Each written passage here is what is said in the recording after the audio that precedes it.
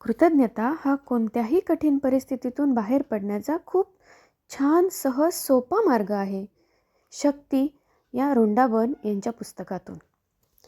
कृतज्ञतेची भावना मनात असताना तुम्ही दुःखी राहणे अशक्य असते. एखाद्या कठीण परिस्थितीत तुम्ही सापडले असाल तर कृतज्ञतेची भावना मनात जपा. एक गोष्ट शोधली की दुसरी शोधा, मग आणखी शोधा. मग ही परिस्थिती बदलेल. नकारात्मक गोष्टींपासून सकारात्मक गोष्टींकडे जाण्याचा कृतज्ञता हा मार्ग आहे. कृतज्ञता ही लस आहे. विषयावर मात करणारे ते औषध आहे. जखमेवरील मलम आहे.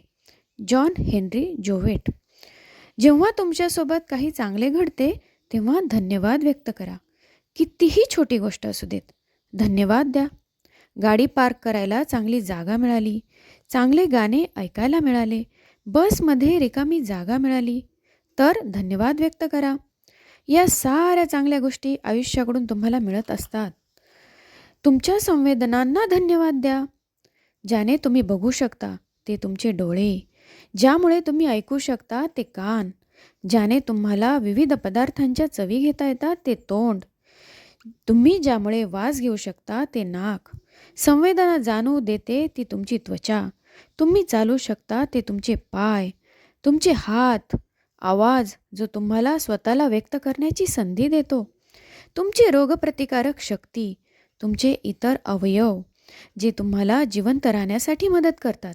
या सगळ्यांच्या प्रति कृतज्ञ राहा.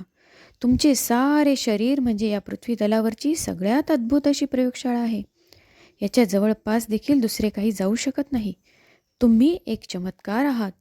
तुमचे घर, कुटुंब, मित्रमैत्रिणी, काम, पाळीव प्राणी साऱ्यांना धन्यवाद द्या.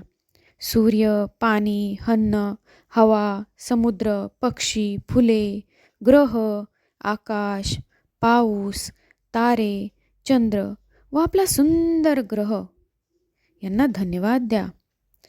कृतज्ञतेची शक्ती वाढवण्यासाठी तुम्हाला त्याचा सराव करावा लागेल. जेवढे कृतज्ञ तुम्हाला वाटेल तेवढे प्रेम तुम्ही व्यक्त कराल आणि तेवढेच तुम्हाला परत मिळेल. धन्यवाद, धन्यवाद, धन्यवाद.